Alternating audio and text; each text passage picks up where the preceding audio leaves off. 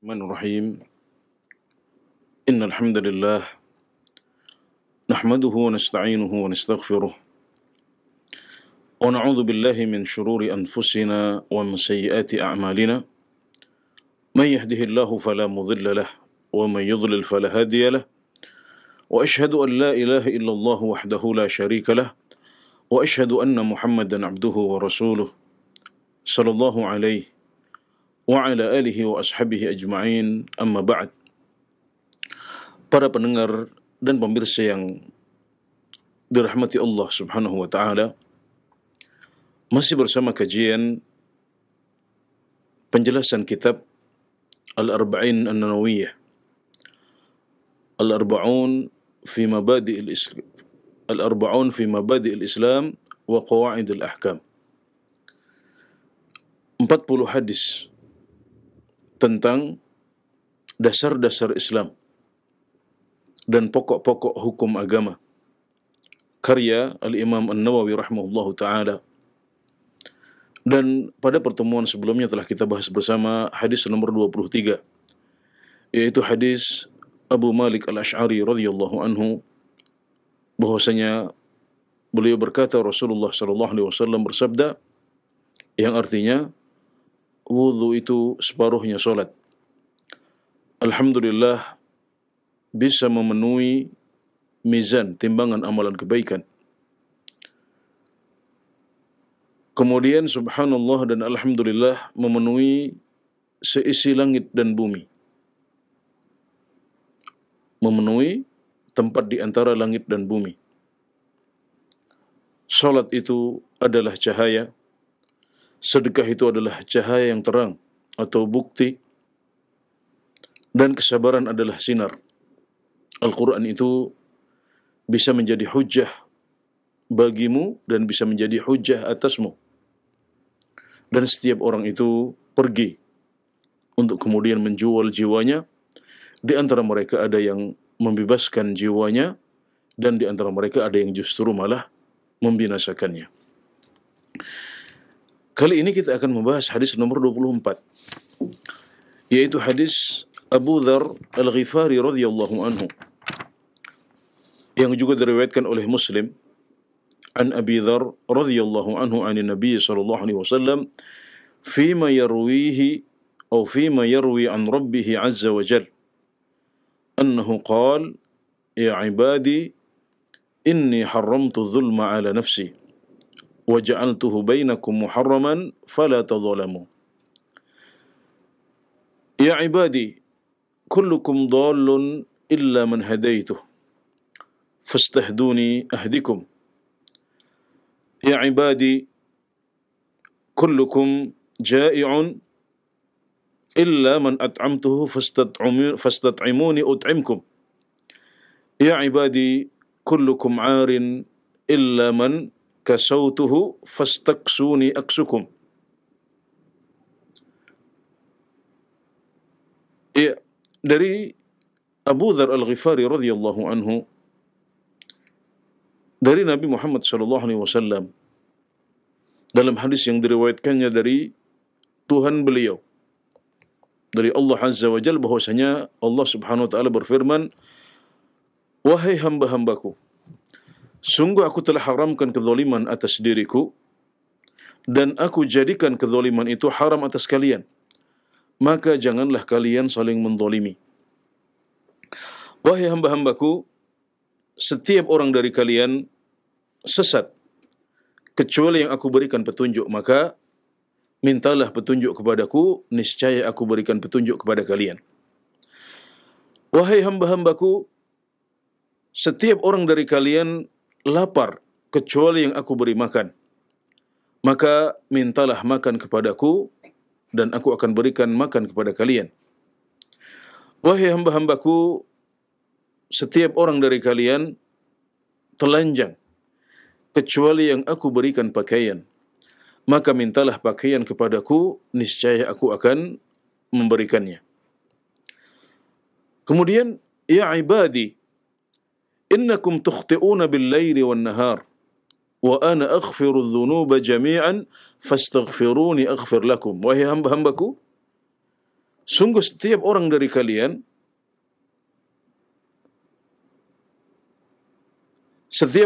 kalian, salah di malam dan siang, dan aku mengampuni dosa semuanya. Maka beristighfarlah kepadaku, niscaya aku akan mengampuni kalian. Ya ibadi, innakum lan tablughu dhurri fatadhurruni wa lan tablughu naf'i fatanfa'uni. Wahai hamba-hambaku, sungguh setiap orang dari kalian, wahai hamba-hambaku, sungguh kalian tidak bisa mendatangkan manfaat atau bahaya untukku. Maka, sekali lagi saya ulangi, wahai hamba-hambaku, sungguh kalian tidak bisa mendatangkan bahaya untukku, dan kalian juga tidak bisa mendatangkan manfaat untukku. Ya ibadi, law anna awwalakum wa akhirakum wa insakum wa jinnakum kanu ala atqa qalbi rajulin wahidin minkum ma zada dhalika fi mulki syai'an. Ya ibadi, law anna awwalakum wa akhirakum wa insakum wa jinnakum kanu ala afjari qalbi rajulin wahidin minkum ma naqasa dhalika min mulki syai'an. Ya ibadi,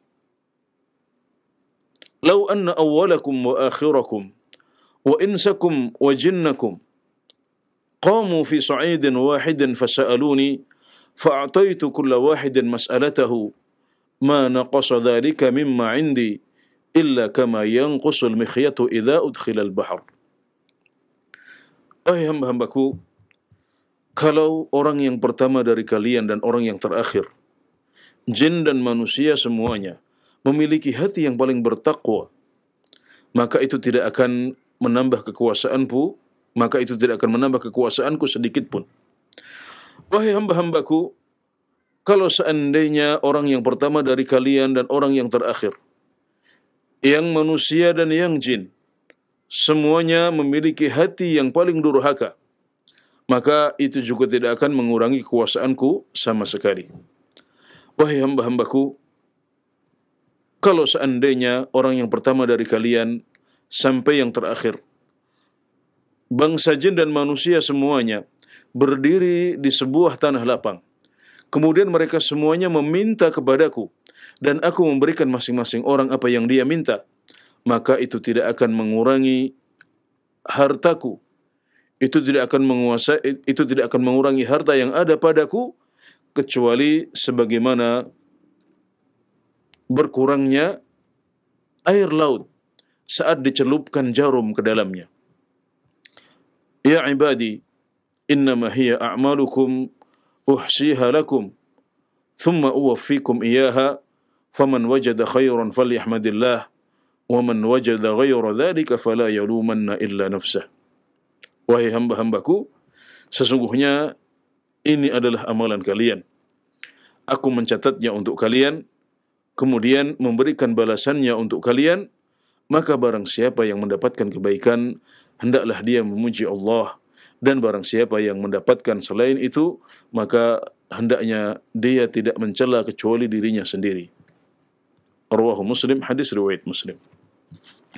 Ya, ini adalah sebuah hadis yang panjang diriwayatkan oleh Muslim rahimahullahu taala dari Abu Dzar Al-Ghifari. Abu Dzar Al-Ghifari sebelum ini juga sudah kita kenalkan saat menjelaskan hadis nomor 18. Hadis ittaqillaha haitsu ma kunta. Bertakwalah kepada Allah dimanapun engkau berada. Dan sedikit mengulang kembali tentang sirah atau biografi beliau. Beliau adalah Jundub bin Junadah Al-Ghifari radhiyallahu anhu, yang merupakan salah satu sahabat yang pertama kali masuk Islam. Beliau termasuk as-sabiqun al-awwalun dan terhitung sebagai sahabat nomor 5 atau nomor 6 yang pertama kali masuk Islam, dan wafat pada tahun 32 Hijriah. Dalam hadis ini beliau meriwayatkan dari Rasulullah SAW sebuah hadis qudsi. Hadis qudsi adalah firman Allah Subhanahu wa taala tapi bukan merupakan bagian dari Al-Qur'an. Dia adalah termasuk hadis, tapi berupa firman Allah Subhanahu wa taala. Jadi firman Allah Subhanahu wa taala bisa berupa ayat-ayat Al-Qur'an dan bisa juga dalam bentuk hadis-hadis yang oleh para ulama diistilahkan sebagai hadis qudsi. Maka hadis Abu Dzar Al-Ghifari yang merupakan hadis nomor 24 dalam Arba'in An-Nawawiyah ini termasuk contoh dari hadis qudsi tersebut.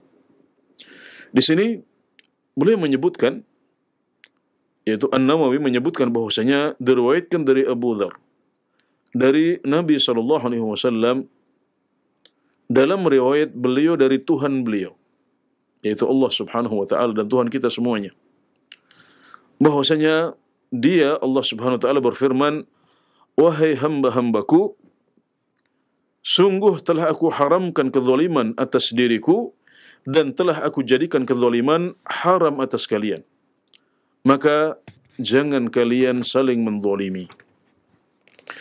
Ya, ini adalah sebuah hadis yang sangat panjang dan kita akan bahas sedikit demi sedikit, sepotong demi sepotong, dan potongan pertama adalah firman Allah Subhanahu wa taala, "Wahai hamba-hambaku, sungguh aku telah haramkan kezaliman atas kalian dan aku jadikan kezaliman, sungguh aku telah haramkan kezaliman atas diriku dan aku telah jadikan kezaliman haram atas kalian, maka jangan kalian saling menzalimi." Zalim artinya adalah meletakkan sesuatu tidak pada tempatnya.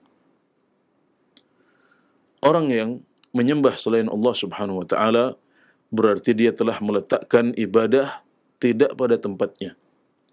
Memberikan ibadah tidak di tempat yang seharusnya, yaitu untuk Allah Subhanahu wa taala. Maka orang yang berbuat syirik, menyembah selain Allah Subhanahu wa taala, beribadah kepada selain dia, dia telah berbuat zalim. Dan inilah yang dimaksud oleh perkataan Allah Subhanahu wa taala, firman Allah Subhanahu wa taala menceritakan tentang Luqman dalam wasiat beliau kepada putra beliau. "Ya bunayya la tusyrik billah, inna syirka la zulmun azim." Wahai anakku, jangan engkau berbuat syirik kepada Allah, sesungguhnya syirik adalah kezaliman yang besar. Bahkan ini adalah kezaliman yang paling akbar. Ketika seseorang berutang kepada temannya, kemudian dia tidak membayarnya, atau dia mundur-mundur dalam membayar padahal dia mampu, kita katakan dia telah berbuat zalim. Dia telah berbuat zalim karena menyikapi utang ini dengan tidak adil, menempatkan utang dengan tidak pada tempatnya. Ini juga disebut sebagai kezaliman, dan ini mencakup kezaliman secara umum. Allah Subhanahu wa taala telah mengharamkan kezaliman atas dirinya. Jadi Allah tidak mungkin untuk berbuat zalim. Sebagaimana firman Allah Subhanahu wa taala, "Innallaha la yadhlimu mithqala dzarrah." Sungguh Allah Subhanahu wa taala tidak berbuat zalim, tidak menzalimi meskipun hanya sebesar dzarrah. Dzarrah artinya adalah semut kecil.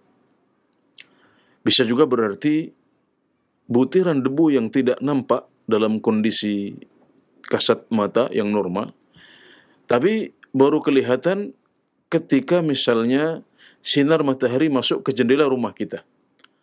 Sinar ini masuk ke tempat yang lebih gelap.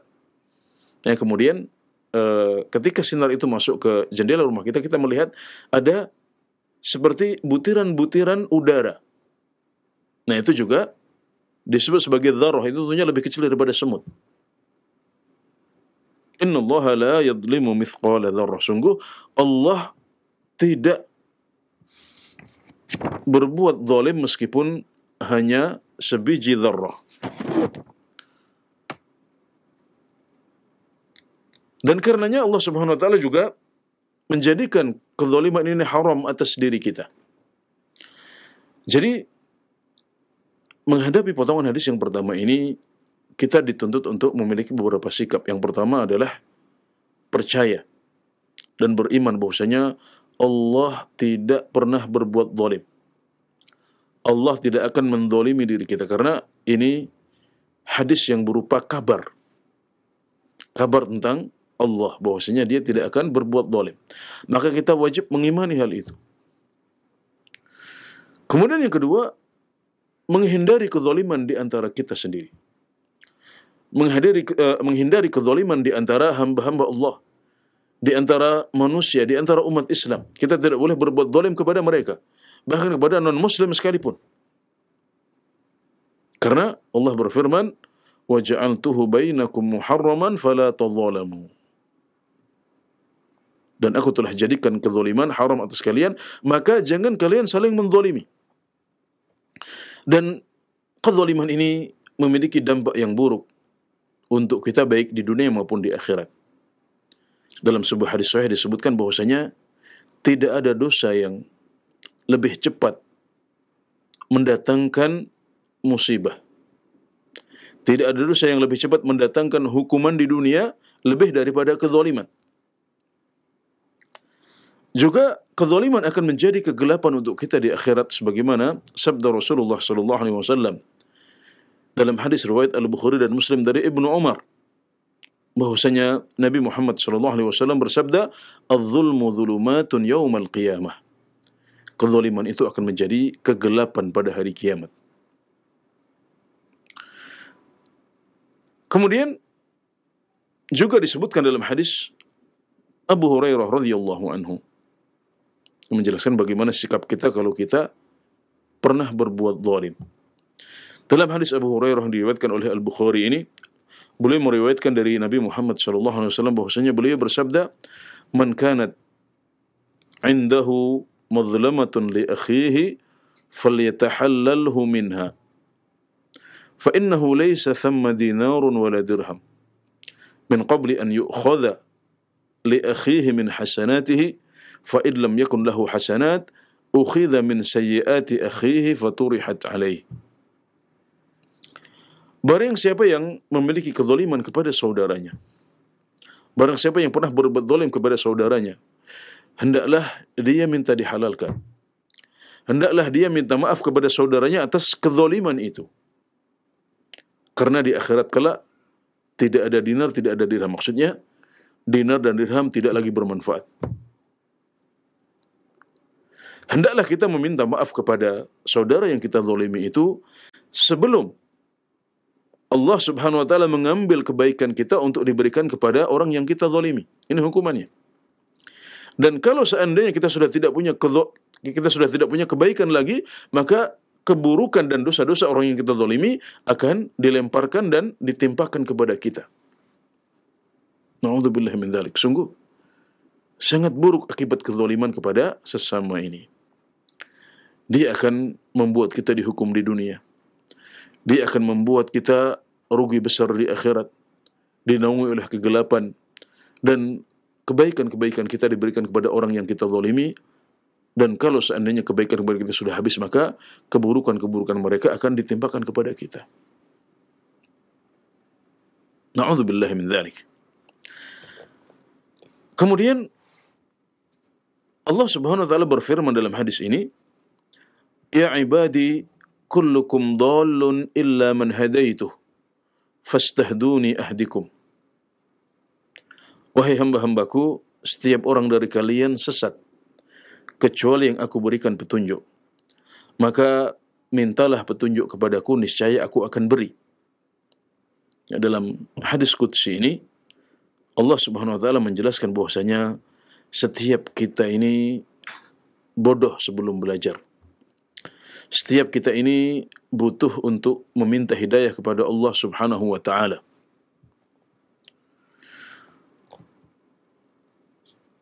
Ya.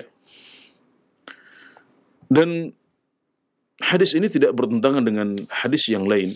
Misalnya hadis Iyad bin Himar radhiyallahu anhu yang diriwayatkan oleh Muslim. Beliau meriwayatkan dari Nabi Muhammad sallallahu alaihi wasallam bahwasanya Allah Subhanahu wa taala berfirman, "Khalaqtu 'ibadi hunafa fajtalathumul syayatin." Khalaqtu 'ibadi hunafa, wa fi riwayah Muslimin, fajtalathumul syayatin. Aku telah menciptakan hamba-hambaku dalam keadaan lurus. Dalam sebuah riwayat disebutkan dalam keadaan Islam. Kemudian setan yang membuat mereka menyimpang. Atau misalnya juga hadis yang lain. Kullu mauludin yuladu 'alal fitrah. Setiap orang yang dilahirkan itu dilahirkan dalam keadaan fitrah. Fa abawahu yunassiranihi aw yuhawidanihi aw yumajjisani. Maka kedua orang tuanya yang akhirnya membuat dia Nasrani atau Yahudi atau Majusi. Atau kama qala Nabi alaihi salatu wassalam. Jadi hadis qudsi ini tidak memiliki pertentangan atau kontradiksi dengan hadis-hadis yang masyhur di kalangan kita. Bahwasanya kita dilahirkan dalam keadaan lurus, dalam keadaan di atas fitrah. Karena kedua hadis ini menjelaskan bahwasanya kita memiliki potensi untuk menerima hidayah. Kita memiliki potensi untuk menjadi orang-orang yang lurus. Namun untuk bisa sampai ke sana maka kita butuh belajar. Karena saat kita dilahirkan, kita dalam keadaan tidak tahu. Sebagaimana firman Allah Subhanahu wa taala, "Wallahu akhrajakum min butuni ummahatikum la ta'lamuna syai'an." Dan Allah Subhanahu wa taala telah mengeluarkan kalian dari perut-perut ibunda kalian dalam keadaan kalian tidak mengetahui apapun. Juga firman Allah Subhanahu wa taala, "Wa wajadaka dhallan fahada." Dan dia Allah Subhanahu wa taala mendapatimu wahai Rasulullah dalam keadaan tidak tahu. Dhal di sini artinya adalah tidak tahu. Sebelum beliau mendapatkan wahyu, sebelum beliau diajari oleh Allah Subhanahu wa taala, Nabi Muhammad SAW tidak mengetahui hukum-hukum. Beliau banyak tidak tahu. Fahada, kemudian Allah Subhanahu wa taala memberikan petunjuk kepada beliau.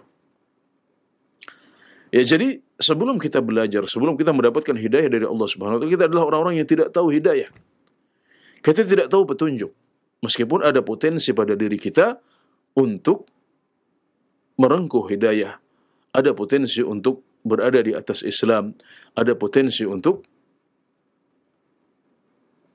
berada di atas fitrah. Tapi harus ada proses belajar. Maka beginilah cara mengkompromikan ya hadis-hadis yang dirasa ada kontradiksi. Ya, pada hakikatnya tidak ada kontradiksi. Zahirnya mungkin bagi sebagian orang ada semacam kontradiksi. Tapi demikianlah para ulama mengkompromikan antara beberapa hadis yang nampak memiliki kontradiksi ini. Jadi hadis-hadis yang baru saya sebutkan tadi menjelaskan bahwasanya kita punya potensi untuk mendapatkan hidayah. Kita punya potensi untuk masuk Islam, punya potensi untuk berada di atas fitrah. Tapi untuk bisa sampai ke sana kita harus belajar. Dan sebelum itu kita masih bodoh, kita belum mendapatkan petunjuk itu. Maka inilah yang dimaksud dengan firman Allah Subhanahu wa taala, "Wahai hamba-hambaku, setiap orang dari kalian sesat kecuali yang aku berikan petunjuk. Maka mintalah petunjuk kepadaku, niscaya aku akan berikan." Kemudian hadis ini juga menunjukkan bahwasanya kita butuh untuk meminta petunjuk kepada Allah Subhanahu wa taala. Mungkin sebagian kita mengatakan, bukankah kita sudah mendapatkan jalan yang lurus? Kita sudah diberikan taufik untuk bisa memeluk Islam, maka mau hidayah apa lagi? Ibnu Rajab Al-Hambali menjelaskan bahwasanya setiap kita membutuhkan petunjuk dengan dua macamnya. Yang pertama adalah petunjuk yang global, hidayah mujmalah, yaitu berubah hidayah kepada Islam dan iman. Dan ini sudah dimiliki oleh setiap mukmin. Tapi untuk hidayah Islam dan iman ini pun meskipun kita sudah punya, kita butuh taufik untuk bisa istiqomah di atasnya. Kemudian yang kedua, macam hidayah yang kedua adalah hidayah yang terperinci. Hidayah mufassalah, yaitu hidayah untuk mengetahui bagian-bagian agama secara terperinci. Hidayah untuk memahami tentang tauhid dan pembatal-pembatal tauhid. Hidayah untuk mengetahui tentang sunnah dan bid'ah. Hidayah untuk mengetahui kewajiban-kewajiban agama. Juga hal-hal yang diharamkan oleh agama kita.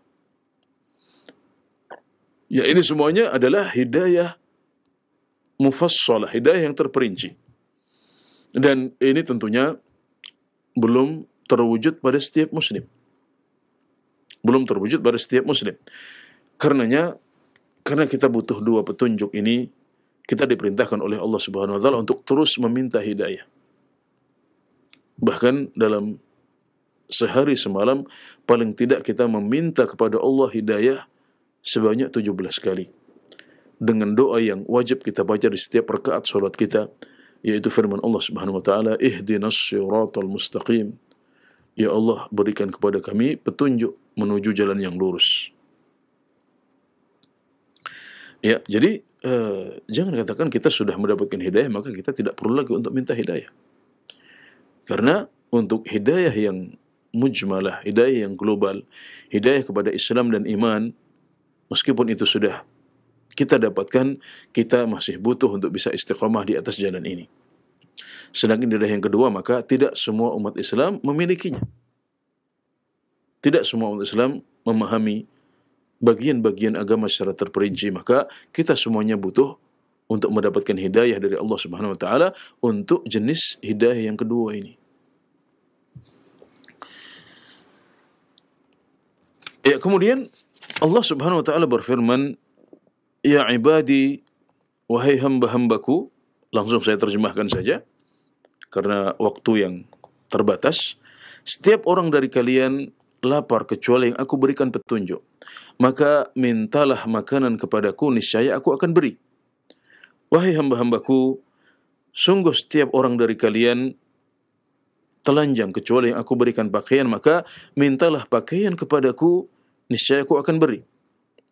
Ini menunjukkan bahwasanya kita sangat membutuhkan anugerah dan pemberian dari Allah Subhanahu wa taala.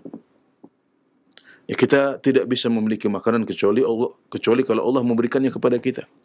Kita tidak bisa berpakaian kecuali kalau Allah Subhanahu wa taala memberikannya kepada kita dan menganugerahkannya. Jadi kita perlu, ya, bahkan di sini kita diperintahkan oleh Allah Subhanahu wa taala, minta pakaian kepada Allah, minta baju kepada Allah. Yang ini menunjukkan bahwasanya kita tidak hanya diperintahkan untuk meminta kepada Allah dalam urusan-urusan akhirat seperti hidayah saja, tapi kita juga diperintahkan untuk meminta kepada Allah dalam urusan-urusan duniawi kita. Jangan malu untuk meminta kepada Allah makanan, pakaian, minuman, semua yang apa kita butuhkan untuk kehidupan kita. Dan itu justru menunjukkan ya kesempurnaan, justru menunjukkan kesempurnaan penghambaan kita kepada Allah. Semakin kita butuh kepada Allah, semakin kita merendahkan hati kita kepada Allah, semakin kita menunjukkan kebutuhan kita kepada Allah, maka semakin sempurna penghambaan kita kepada Allah. Dan Allah suka itu. Allah memerintahkan kita untuk banyak meminta, bahkan dalam urusan-urusan dunia kita. Karena diriwayatkan dari sebagian salaf bahwasanya mereka minta kepada Allah Subhanahu wa taala sampai pada hal-hal yang sangat detail dan remeh. Mereka berdoa kepada Allah untuk bisa mendapatkan garam dapur, atau bisa mendapatkan pakan untuk ternak mereka, karena kesempurnaan penghambaan mereka kepada Allah Subhanahu wa taala. Jadi ini justru adalah sifat yang terpuji. Meminta kepada hamba, apalagi dalam urusan-urusan duniawi yang remeh seperti ini, adalah bentuk kehinaan dan kekerdilan untuk kita. Tapi kalau kita memintanya kepada Allah Subhanahu wa taala, maka itu justru malah semakin mengangkat derajat kita di sisi Allah Subhanahu wa taala. Itu justru malah semakin membuat penghambaan kita kepada Allah semakin sempurna. Dan ini sesuai dengan sabda Nabi Muhammad SAW yang diriwayatkan oleh At-Tirmidzi dengan sanad yang dihasankan oleh sebagian ulama, di antaranya Ibnu Hajar Al-Asqalani, dan dilemahkan oleh sebagian yang lain. Ini adalah sabda Nabi Muhammad SAW yang redaksinya, liyas'al ahadukum rabbahu hajatahu kullaha, hatta yas'alahu shis'a na'lihi idza qata'. Hendaklah seorang di antara kalian meminta kepada Tuhannya, meminta kepada Allah Subhanahu wa taala semua hajat dan keperluannya, sampai meminta kepada Allah tali sendalnya yang putus. Minta ganti tali sendal, karena kalau tali sendal kita putus, kita tidak akan bisa mendapatkannya kecuali dengan izin dari Allah Subhanahu wa taala. Kalau garam dapur kita habis, kita tidak akan bisa mendapatkannya kecuali dengan izin dari Allah Subhanahu wa taala. Kalau pakan ternak kita, kalau pakan ternak kita habis, kita nggak akan bisa mendapatkannya kecuali kalau Allah menganugerahkannya kepada kita. Ini dijelaskan oleh Ibnu Rajab Al-Hambali dalam Jami'ul Ulum wal Hikam, dan saat membahas hal ini beliau menyebutkan bahwasanya diriwayatkan dari sebagian salaf bahwasanya mereka membenci, tidak suka untuk meminta kepada Allah Subhanahu wa taala permintaan-permintaan yang berhubungan dengan urusan dunia mereka. Kemudian beliau komentari bahwasanya ini adalah sebuah kesalahan. Yang lebih benar, yang lebih tepat adalah mengamalkan sunnah Nabi Muhammad SAW. Ya, dalam hadis yang barusan kita sebut, yang dihasilkan oleh Ibnu Hajar Al-Asqalani, Nabi Muhammad SAW memerintahkan kita untuk meminta kepada Allah segala sesuatu. Semua kebutuhan kita, bahkan tali sendal kita yang putus, kita mintakan kepada Allah Subhanahu wa taala.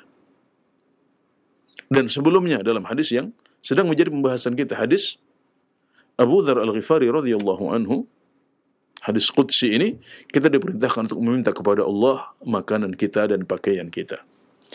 Maka inilah yang lebih tepat sesuai dengan tuntunan Nabi Muhammad SAW, dan itu menunjukkan kesempurnaan penghambaan kita kepada Allah Subhanahu wa taala. Dan ini menjadi logis, menjadi lebih mudah diterima kalau kita mengingat bahwasanya berdoa adalah ibadah kepada Allah Subhanahu wa taala. Maka semakin banyak kita berdoa, semakin banyak kita meminta, itu semakin membuat pahala kita menumpuk di sisi Allah Subhanahu wa taala. Karena Nabi Muhammad SAW bersabda, ad-du'a'u huwal ibadah. Doa itu adalah ibadah. Doa itu adalah intinya ibadah. Maka bahkan sebelum kita berpikir tentang apakah permintaan kita akan diterima oleh Allah Subhanahu wa taala, apakah Allah akan memberikan kepada kita garam dapur, apakah Allah akan memberikan kepada kita pakan ternak, atau tali sendal yang baru yang kita minta, sebelum ada pembahasan itu, kita sudah mendapatkan pahala dulu di sisi Allah Subhanahu wa taala saat kita menengadahkan tangan kita kepada Allah untuk memintanya perkara-perkara yang kecil dalam urusan duniawi kita ini. Ya, selanjutnya Allah Subhanahu wa taala berfirman, ya ibadi innakum tukhti'una bil-laili wan-nahar wa ana aghfiru adh-dhunuba jami'an fastaghfiruni aghfir lakum. Wahai hamba-hambaku, sungguh kalian berbuat salah di malam dan siang hari, dan aku mengampuni dosa semuanya. Maka beristighfarlah kepadaku, niscaya aku akan ampuni kalian. Firman Allah ini menunjukkan keluasan rahmat Allah Subhanahu wa taala dan keluasan ampunannya untuk hamba-hambanya. Jadi Allah berjanji akan mengampuni dosa-dosa kita semuanya. Dalam hadis yang lain beliau menjelaskan, kalau seandainya dosa kalian mencapai setinggi langit, maka Allah akan ampuni dosa itu semuanya. Maka ini adalah sebuah anugerah yang besar dari Allah Subhanahu wa taala, karena kita adalah hamba-hamba yang tidak luput dari berbagai kesalahan. Bahkan kesalahan kita banyak. Makanya di sini Allah mengatakan, innakum tukhti'una bil-laili wan-nahar. Sungguh kalian berbuat salah di siang dan malam hari. Maka dalam hadis yang lain disebutkan bahwasanya Allah Subhanahu wa taala membuka tangannya, membentangkan tangannya di malam hari agar orang-orang yang berbuat dosa di siang hari bertaubat. Dan membentangkan tangannya di siang hari agar orang-orang yang berbuat dosa di malam hari bertaubat di siang hari. Allahu Akbar. Ya, dan Allah mengampuni semua dosa kita kalau kita mau mengakui dan meminta maaf kepada Allah Subhanahu wa taala. Sebagaimana sabda Nabi Muhammad sallallahu alaihi wasallam di hadis yang lain,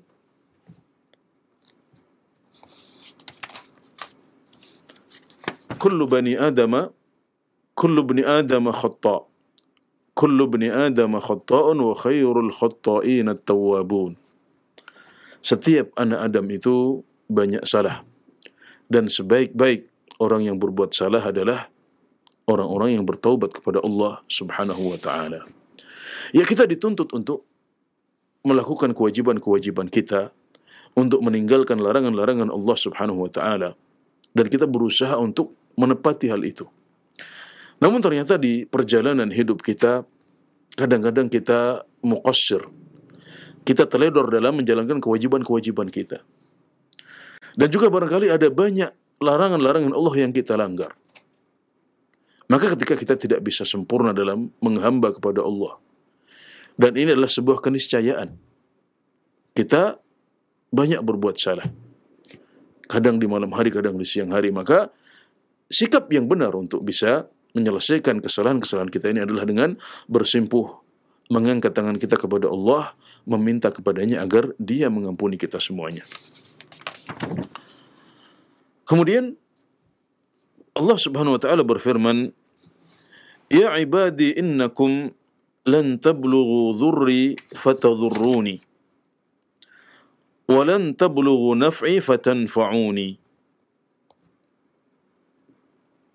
Wahai hamba-hambaku, sungguh kalian tidak akan bisa memberikan bahaya untukku. Kalian tidak akan bisa mendatangkan bahaya untukku. Dan kalian juga tidak akan bisa memberikan manfaat kepadaku. Jadi, hadis ini atau potongan hadis ini menunjukkan kesempurnaan kekuasaan Allah Subhanahu wa taala. Dia yang menguasai segala sesuatu, Dia yang punya segalanya, sementara kita adalah hamba-hambanya yang sangat lemah dan kerdil di hadapannya. Maka kita tidak akan bisa memberikan manfaat kepada Allah dan juga tidak bisa mendatangkan bahaya kepadanya. Kalau kita berbuat maksiat kepada Allah, maka maksiat itu tidak akan mengurangi kuasa Allah dan wibawanya. Sebaliknya, kalau kita berbuat manfaat, maka itu, kalau kita berbuat kebaikan, kalau kita berbuat ketaatan dan ibadah kepada Allah Subhanahu wa taala, maka itu juga tidak akan menambah kekuasaan Allah Subhanahu wa taala.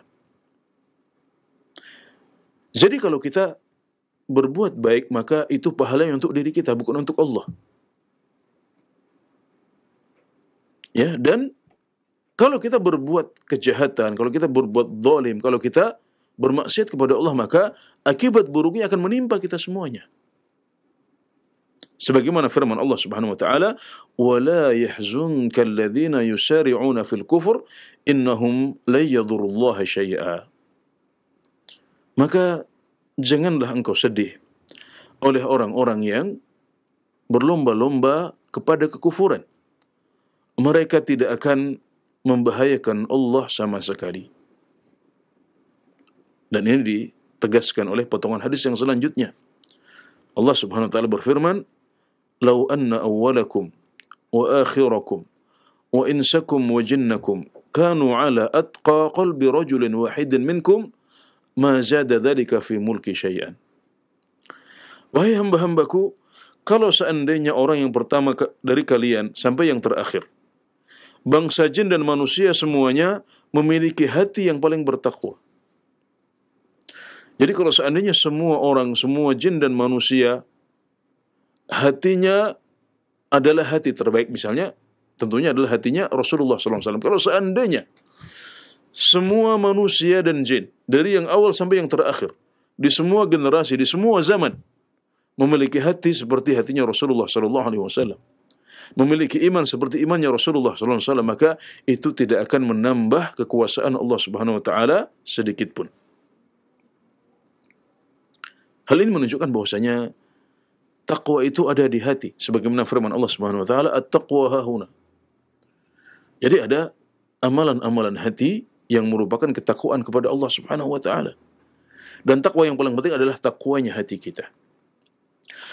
Sebaliknya, kalau semua orang di atas muka bumi ini jahat, sejahat Abu Lahab dan Abu Jahal, sejahat para musuh-musuh Islam nomor satu, yang tidak berjalan di atas muka bumi kecuali hanya untuk merusak dan bermaksiat kepada Allah Subhanahu wa taala, maka kejahatan semua orang itu tidak mengurangi kuasa Allah sedikit pun. Sebagaimana ditegaskan dalam potongan hadis yang selanjutnya. Lau anna awwalakum wa akhirakum wa insakum wa jinnakum kanu ala afjari qalbi rajulin wahidin minkum ma naqasa dhalika min mulki syai'an. Wahai hamba-hambaku, kalau seandainya orang yang pertama, ya, semua manusia dari yang pertama sampai yang terakhir, dari kalangan jin dan manusia semuanya memiliki hati yang paling baik, memiliki hati yang paling durhaka, yakni memiliki hati yang paling buruk, maka itu tidak akan mengurangi sedikit pun kuasaku. Jadi sekali lagi, kalau kita berbuat kebaikan dan ketaatan kepada Allah Subhanahu wa taala, maka manfaatnya untuk kita sendiri, bukan untuk Allah. Itu tidak menambah kekuatan Allah, tidak menambah wibawa Allah, karena kuasa Allah dan wibawanya sudah sempurna sebelum kita beribadah kepadanya. Sebaliknya, kalau kita berbuat maksiat kepada Allah dan seisi bumi dan langit berbuat maksiat kepada Allah, maka itu tidak akan bisa mengurangi kuasa Allah Subhanahu wa taala, dan akibat buruknya kembali kepada diri kita sendiri. Kemudian Allah Subhanahu wa taala berfirman, ya ibadi law anna awwalakum wa akhirakum wa insakum wa jinnakum kanu qamu fi su'idin wahid fasa'aluni fa'ataitu kulla wahidin mas'alatahu ma naqasa dhalika mimma 'indi illa kama yanqusul mikhyatu idza udkhila al-bahr. Wahai hamba-hambaku, kalau seandainya orang yang pertama sampai orang yang terakhir dari kalian, kemudian manusia dan jin semuanya berdiri di atas tanah lapang, kemudian mereka semuanya meminta kepadaku, dan aku memberikan kepada masing-masing dari mereka apa yang mereka minta, maka itu tidak akan mengurangi harta atau apa yang ada di tanganku, kecuali sebagaimana berkurangnya air laut ketika dimasuki jarum kemudian diangkat. Saat kita memasukkan jarum ke laut, ya, kemudian kita mengangkat jarum itu, tentunya air laut yang terbawa oleh jarum itu hanya setitik. Tidak ada apa-apanya dibandingkan dengan isi laut yang sedemikian banyak. Kalau kita memasukkan jarum ke segelas air saja, yang ini mungkin hanya 100 mililiter, ya, atau kalau penuh mungkin 150 mililiter. Kemudian kita angkat jarum itu, maka setitik air ini nggak ada apa-apanya dibandingkan dengan air yang ada dalam gelas ini. Bagaimana kalau perbandingannya adalah antara air yang menempel di jarum saat kita angkat dibandingkan dengan seisi laut dan samudera semuanya? Tentunya lebih tidak berarti sama sekali. Makanya kata Syekh Abdul Muhsin Al-Abbad, beliau mengatakan bahwasanya ini nggak berkurang sama sekali. Sama sekali tidak mengurangi harta Allah, sama sekali tidak mengurangi kuasa dan kerajaan Allah Subhanahu wa taala. Hal ini menunjukkan besarnya kuasa Allah, besarnya kerajaan Allah Subhanahu wa taala. Dan kalau seandainya semua orang, semua manusia, bahkan semua jin meminta kepada Allah permintaan mereka, apa yang mereka butuhkan, dan kemudian Allah memberikan semuanya, maka itu tidak akan mengurangi harta dan kerajaan Allah Subhanahu wa taala sama sekali. Kemudian di akhir hadis Allah Subhanahu wa taala berfirman, ya ibadi innama hiya a'malukum uhsiha lakum thumma uwaffikum iyyaha faman wajada khairan falyahmadillah wa man wajada ghayra dhalika fala yalumanna illa nafsah. Wahai hamba-hambaku, sesungguhnya itu adalah amalan-amalan kalian yang aku catatkan untuk kalian, kemudian aku berikan balasannya kepada kalian di akhirat. Maka barang siapa yang mendapatkan kebaikan, barang siapa yang mendapatkan balasan yang baik, hendaklah dia memuji Allah. Dan barang siapa yang mendapatkan balasan yang buruk, maka jangan dia mencela kecuali dirinya sendiri.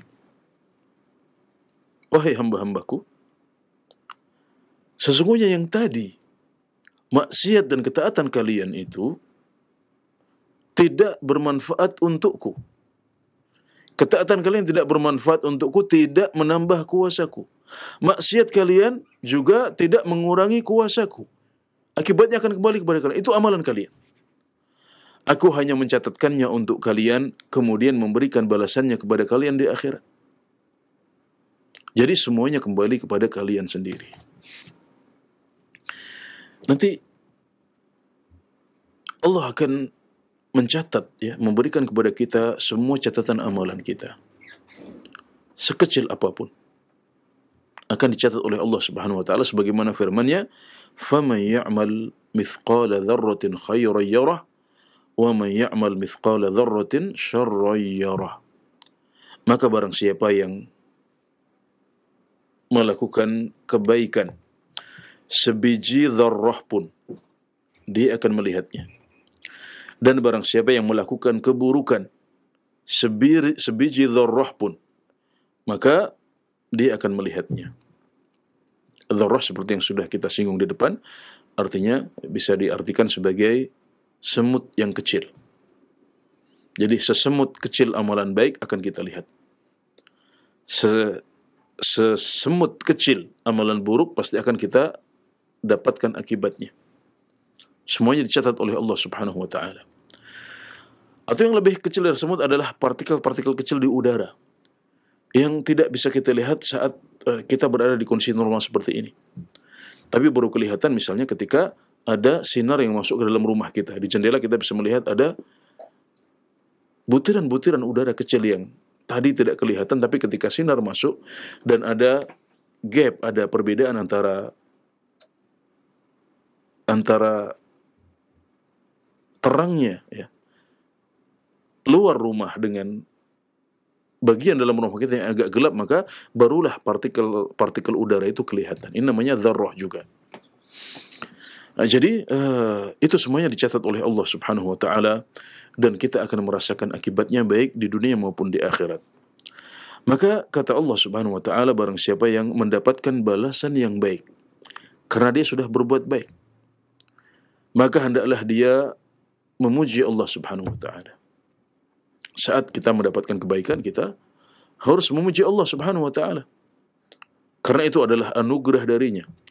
Allah yang menciptakan kita, Dia yang telah mentakdirkan kebaikan untuk kita, Dia yang telah memberikan kita taufik dan kekuatan untuk bisa mengerjakannya.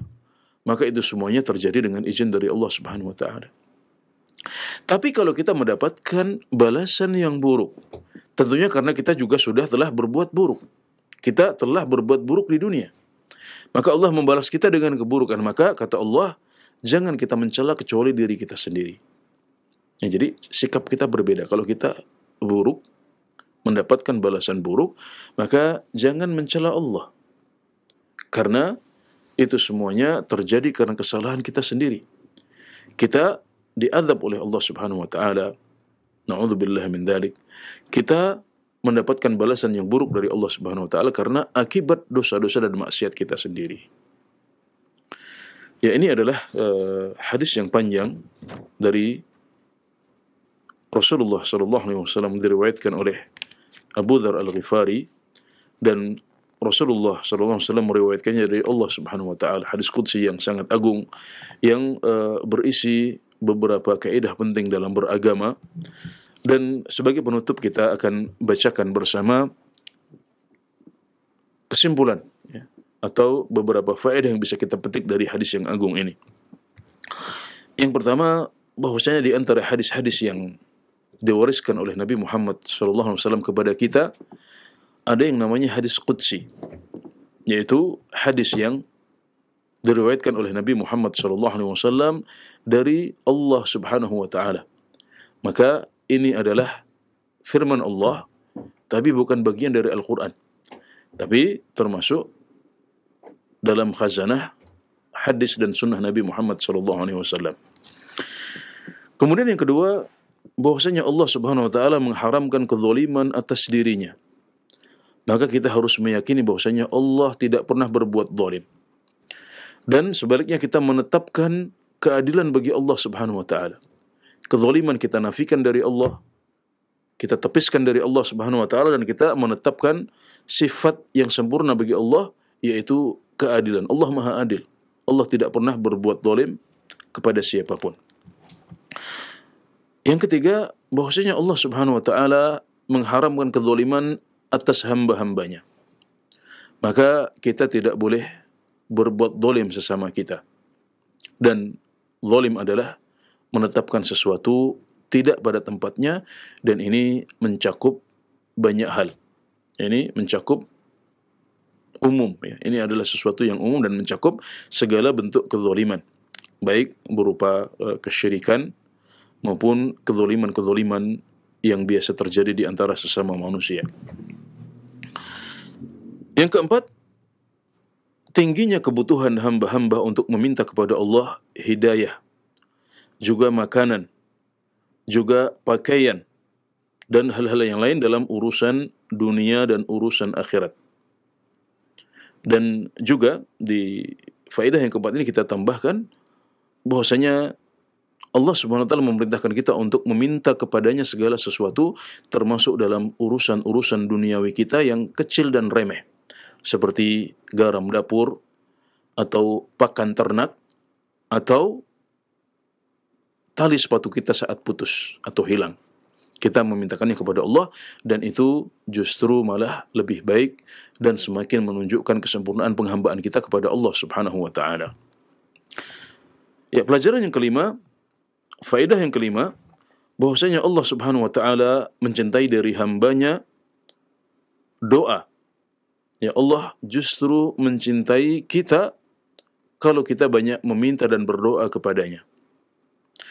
Kemudian yang keenam, kesempurnaan kuasa Allah Subhanahu wa taala, dan bahwasanya hamba-hambanya tidak bisa mendatangkan manfaat untuknya atau memberikan bahaya kepadanya.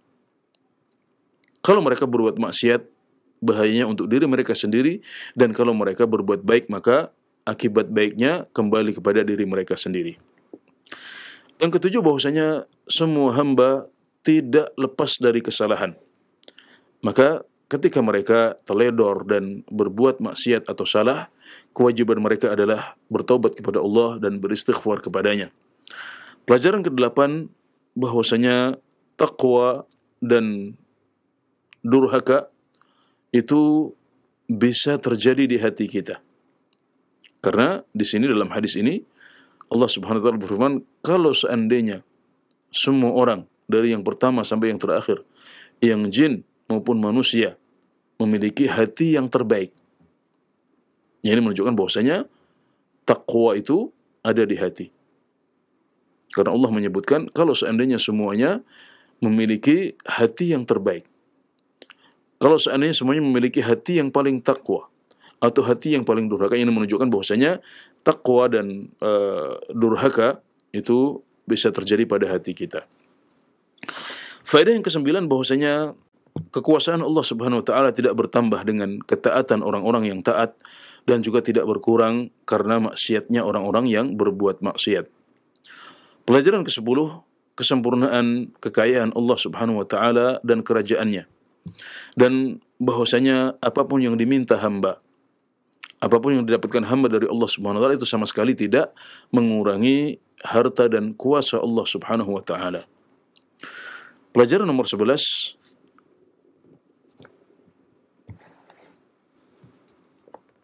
hasungan atau motivasi untuk terus taat dan berbuat baik kepada Allah Subhanahu, berbuat baik. Hasungan atau motivasi untuk semakin taat kepada Allah Subhanahu wa taala dan menghindari maksiat kepadanya, karena itu semuanya dicatat oleh Allah Subhanahu wa taala. Nah, jadi dari hadis ini kita juga mengambil faedah bahwasanya amalan kita dicatat. Ini kita sudah hafal semuanya, kita sudah dari kecil memahaminya, namun kadang-kadang dengan belajar kembali hadis-hadis seperti ini, kita kembali diingatkan. Amalan kita dicatat. Hati-hati dengan dosa-dosa dan maksiat. Mari kita banyak berbuat taat dan ibadah kepada Allah Subhanahu wa taala. Ya, kemudian barang siapa yang diberikan taufik oleh Allah Subhanahu wa taala untuk banyak beribadah dan taat kepada Allah Subhanahu wa taala, maka dia harus ingat bahwasanya itu semuanya anugerah dari Allah Subhanahu wa taala. Dia yang telah memudahkan semuanya, dia yang telah mentakdirkannya untuk dia, maka kewajiban dia adalah memuji Allah Subhanahu wa taala. Ya, kemudian yang terakhir, faedah nomor 13, yaitu barang siapa yang sebaliknya, barang siapa yang tidak diberikan taufik untuk bisa berbuat baik, justru malah mengisi umurnya di dunia dengan berbagai maksiat kepada Allah, maka ketika dia mendapatkan balasan yang setimpal, Allah tidak berkehendak untuk mengampuninya, tapi Allah berkehendak justru untuk mengadabnya di akhirat. Dia mendapatkan balasan yang setimpal, mendapatkan balasan yang buruk, maka dia tidak boleh mencela kecuali hanya dirinya sendiri, karena dialah yang telah melakukan sebab. Dialah yang telah melakukan maksiat dan dosa sehingga akhirnya diazab dan dibalas demikian rupa oleh Allah Subhanahu wa taala. Ya, intisari atau faedah dari hadis yang agung ini saya ambilkan dan saya bacakan dari kitab Fathul Qawiyyil Matin, karya Syekh Abdul Muhsin Al-Abbad Al-Badr hafizahullah taala. Ya, barangkali ini yang bisa kami sampaikan pada kesempatan sore hari ini. Semoga bermanfaat. Wallahu ta'ala a'lam. Wa sallallahu ala nabiyyina Muhammad wa ala alihi wa sahbihi wa sallam. Wa akhiru da'wana anil hamdulillahi rabbil alamin. Jazakumullah khair, kami sampaikan kepada Ustaz Anas Burhanuddin hafizahullah ta'ala telah memberikan penjelasan dan syarah dari penjelasan hadis yang ke-24 dan beberapa faedah yang sangat bermanfaat dari apa yang beliau sampaikan, penjelasan dari hadis yang ke-24 dari hadis Arba'in Nawawiyah. Dan pendengar serta pemirsa Roja TV, untuk memperdalam pembahasan atau mungkin Anda ingin bertanya terkait dengan hadis ini, ada beberapa hal yang membutuhkan penjelasan secara terperinci. Kita angkat untuk penelpon yang pertama, silakan. Baik, halo. Assalamualaikum. Waalaikumsalam warahmatullahi wabarakatuh. Dengan siapa Bapak, di mana? Dengan Tasli dari Bandung. Pak Tasli di Bandung, silakan Pak. Barakallahu fiik Ustaz. Barakallahu. Ustaz, ini mungkin agak keluar dari tema Ustaz. Nah. Tapi ini saya ingin bertanya, ada sebagian orang yang ketika dia tetap bersikeras bahwa ulang tahun itu adalah salah satu bentuk rasa syukur. Nah. Kemudian ketika saya tanya ini dalilnya dari mana, dan mereka menjawab bahwa dalilnya itu mereka ngambil dari Maryam ayat 15 dan ayat 33. Mohon penjelasannya Ustaz. Barakallahu fiik. Jazakallahu khairan katsiran. Assalamualaikum warahmatullahi wabarakatuh. Baik, Pak Tasli. Waalaikumsalam warahmatullahi wabarakatuh. Jazakallahu khair atas pertanyaannya, dan kita akan simak jawabannya dari Ustaz. Silakan Ustaz. Iya, kalau seandainya Nabi Muhammad SAW mencontohkan kita untuk melakukan perayaan-perayaan seperti ini, yaitu perayaan ulang tahun, maka itu adalah sesuatu yang positif ya. Sebenarnya hakikatnya ya, dia adalah menunjukkan cinta dan perhatian kepada anak kita atau pasangan kita atau orang tua kita atau saudara-saudara kita. Jadi menunjukkan kebaikan, menunjukkan perhatian kita kepada mereka. Kalau seandainya itu ada contohnya dari Nabi Muhammad SAW, maka sebenarnya itu adalah sesuatu yang positif. Namun Nabi Muhammad SAW ya tidak pernah mencontohkan seperti itu. Para sahabat beliau ya, para tabi'in, para ulama ya tidak pernah mengenal yang seperti itu. Dan mereka adalah orang-orang yang paling bersemangat untuk mengejar kebaikan. Mereka adalah orang-orang yang paling bersemangat untuk meraih ridha Allah Subhanahu wa taala dan memperbanyak pahala ketika mereka masih hidup di dunia. Namun mereka tidak pernah melakukan hal itu, dan hal seperti ini justru kita dapatkan dari orang-orang non-muslim. Mereka yang memulai upacara-upacara seperti ini, termasuk mereka yang memperingati kelahiran Nabi Isa alaihi salam, kemudian juga memperingati hari ulang tahun mereka setiap tahun. Jadi ini adalah sebuah budaya yang muncul dari orang-orang non-muslim. Adapun Nabi Muhammad SAW, para sahabat, kemudian para tabi'in dan para ulama salafus soleh, mereka tidak mengenal hal-hal seperti ini. Karenanya para ulama yang mu'tabar, ya, para ulama senior, ya, termasuk yang hidup di zaman kita, ya, mereka mengatakan bahwasanya ini adalah bentuk tasyabbuh, ya, bentuk menyerupai, ya, menyerupai kaum selain muslimin. Dan kita ingat bahwasanya Nabi Muhammad SAW, ya, senantiasa mengingatkan kita untuk tidak menyerupai mereka, di mana beliau mengatakan man tasyabbaha biqaumin fahuwa minhum, barang siapa yang menyerupai suatu kaum maka dia adalah bagian dari mereka. Beliau juga dalam beberapa hadis disebutkan khaliful yahud, ya, selisilah orang-orang Yahudi, jangan kalian menyerupai mereka.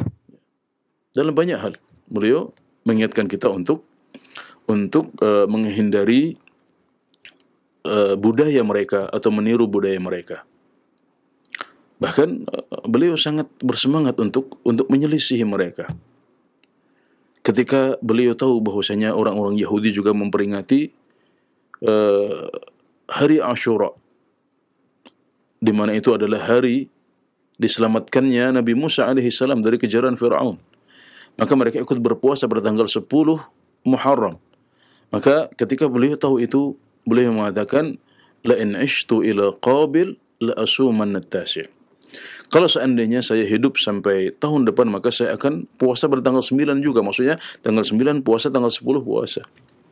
Nah, ini menunjukkan semangat beliau untuk menyelisihi budaya, ya, orang-orang non-muslim, bahkan pada ibadah yang syar'i, ibadah yang ada contohnya dari Nabi Muhammad SAW. Beliau ingin menunjukkan bahwasanya kita beda, kita tidak meniru mereka. Nah, bagaimana kemudian orang-orang pada zaman kita, ya, ini mungkin salah satu akibat dari hegemoni, ya, dari kemajuan orang-orang non-muslim, kemajuan negara-negara barat, ya, sehingga mereka begitu berpengaruh. Mereka begitu dikagumi oleh sebagian umat Islam yang kehilangan jati diri. Kehilangan umat Islam yang salah dalam memilih teladan dan idola. Ketika mereka melihat, ya, di film-film, di film atau di berita-berita bahwasanya mereka biasa melakukan hal itu, maka mereka merasa itu sebagai keren. Itu sebagai sesuatu yang bagus. Ya, padahal Nabi Muhammad SAW dan para sahabat beliau tidak pernah mencontohkannya. Dan kalau yang dimaksudkan adalah tadi ingin menghormati orang lain, memberikan kebahagiaan pada mereka, maka para sahabat dan Nabi Muhammad SAW adalah orang-orang yang paling bersemangat untuk melakukan hal itu. Tapi mereka melakukannya dalam bentuk lain. Sepanjang tahun, tidak hanya di hari kelahiran saja, mereka menghormati, berbuat baik kepada mereka tanpa harus menimbulkan perayaan-perayaan seperti ini. Dan adanya banyak perayaan, termasuk perayaan hari besar agama atau perayaan pribadi-pribadi seperti ini, bertentangan dengan apa yang dicontohkan oleh Nabi Muhammad SAW. Ya, dalam sebuah hadis sahih disebutkan bahwasanya ketika Nabi Muhammad SAW datang ke kota Madinah, beliau mendapati orang-orang di kota Madinah memiliki 2 hari di mana mereka bermain-main di situ. Itu adalah hari perayaan pada zaman jahiliyah dahulu. Kemudian ketika beliau datang, beliau mengatakan, aku telah datang ke kota Madinah dan mendapati kalian memiliki 2 hari untuk bermain, untuk bersenang-senang. 2 hari ini adalah hari Nairuz dan Mahrajan. Kemudian Nabi Muhammad SAW mengatakan, qad abdalallahu bi khairin minhuma. Allah Subhanahu wa taala sudah mengganti 2 hari itu dengan 2 hari yang lebih baik, yaitu Idul Fitr wa Idul Adha. 2 hari itu adalah hari Idul Fitr dan Idul Adha. Maka berdasarkan hadis ini, perayaan umat Islam hanya ada di 2 hari ini, Idul Fitri dan Idul Adha.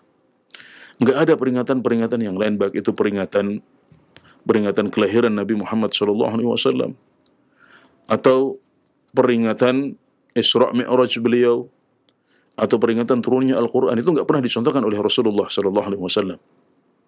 Jadi hanya ada dua perayaan itu, hanya 2 hari raya itu saja. Demikian juga mestinya peringatan-peringatan yang lain, termasuk peringatan-peringatan pribadi. Ini juga tidak pernah dicontohkan oleh Rasulullah SAW, tapi merupakan bentuk tasyabbuh dengan orang-orang non-Muslim. Demikian hendaknya kita lebih berhati-hati dan mencukupkan diri dengan contoh-contoh dan petunjuk dari Rasulullah SAW, dan itu sudah sempurna dan cukup. Demikian, Wallahu ta'ala a'lam. Nah, alhamdulillah, jazakumullah khair atas jawaban dan penjelasannya. Demikian Bapak yang bertanya di Bandung, barakallahu fiik.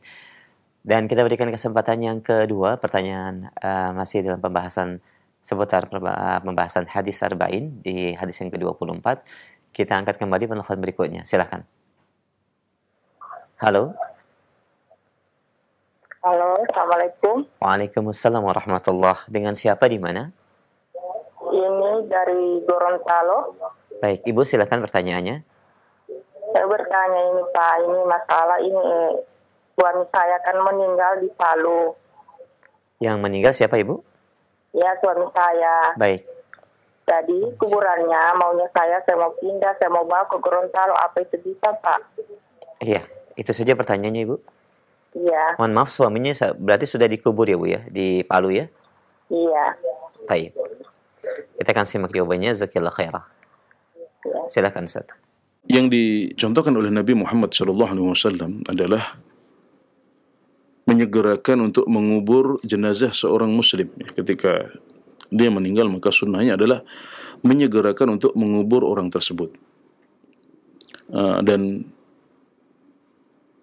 tidak masalah untuk mengirim jenazah ya, jika memang di tempat meninggalnya dikhawatirkan sulit untuk diziarahi, maka tidak masalah jenazah itu diakhirkan penguburannya sampai beberapa jam atau beberapa hari. Jika mungkin untuk dikirim ke daerah asalnya ya, atau keluarga meminta seperti itu, maka itu boleh ya. Namun kalau seandainya jenazah tersebut sudah dikubur, sudah disolatkan, sudah dimandikan, sudah dikuburkan di suatu tempat ya, maka itu sudah cukup, dan doa kita bisa sampai kapanpun ya. Kita tidak harus datang ke situ untuk mendoakan secara khusus. Maka yang terbaik adalah membiarkan ya, jenazah tersebut, karena ini sudah terlanjur dikubur, untuk tetap di kuburan itu. Itu yang terbaik, dan keluarga bisa mendoakan dari jauh ya, kalau sempat untuk ziarah ke kuburan tersebut suatu saat ya, maka itu adalah pahala, dan bertambah pahala dengan jarak yang jauh ya. Kalau seandainya ibu dan keluarga ingin berziarah ke sana, maka insyaallah pahalanya lebih besar. Dan sebaiknya tidak dipindahkan kuburan tersebut kecuali karena ada kebutuhan yang mendesak. Misalnya karena tanah kuburannya mengalami longsor ya, atau mengalami banjir yang terus-menerus seperti yang terjadi pada syuhada Uhud ya, di mana suatu ketika, karena Uhud ini terletak di lembah ya, akhirnya pada suatu ketika jenazah para syuhada Uhud ini kebanjiran sehingga akhirnya pemerintah Islam saat itu memutuskan untuk memindah kuburan mereka ke kuburan Baqi. Jadi ada sebagian kuburan syuhada Uhud yang dipindah, tapi tidak semuanya. Ada sebagian yang tetap di situ karena memang tidak ada alasan untuk memindahkan mereka. Nah, adapun yang mengalami masalah ya seperti longsor dan semacamnya, maka itu dipindahkan ke tempat lain oleh pemerintah Islam saat itu. Ya, hal ini menunjukkan bahwasanya kalau kita tidak terdesak, ya tidak ada alasan yang kuat untuk memindahkannya, maka yang terbaik adalah kita tidak memindahkan kuburan tersebut. Ya, adapun kalau ada alasan tertentu, misalnya akan dibangun jalan di situ atau diminta pemerintah untuk dimasukkan dalam proyek pembangunan dan sebagainya, maka itulah alasan yang membolehkan untuk memindah jenazah seseorang. Ya. Demikian, Allah Ta'ala alam. Baik, Ustaz, jazakumullah khair atas jawaban dan penjelasannya, dan karena keterbatasan waktu, ini merupakan pertanyaan kami terakhir di kesempatan sore hari ini, dan sebagai ikhtitam, Ustaz, kesimpulan kajian kita, silakan. Dari hadis nomor 24, yaitu hadis Abu Dzar Al-Ghifari radhiyallahu anhu, kesimpulannya adalah bahwasanya kita dilarang untuk berbuat zalim kepada sesama, karena kezaliman itu akan menjadi kegelapan untuk kita di hari kiamat. Juga kita sangat butuh kepada Allah Subhanahu wa taala, maka hendaknya kita semakin banyak meminta kepada Allah dalam urusan dunia dan akhirat kita. Tidak hanya hidayah, tapi juga urusan makan, urusan minum, urusan pakaian bisa kita mintakan kepada Allah Subhanahu wa taala, karena itu justru semakin menunjukkan kesempurnaan penghambaan kita kepada Allah Subhanahu wa taala. Ya, barangkali ini sebagai kesimpulan dan intisari dari hadis ke-24 Arba'in Nawawiyah ini.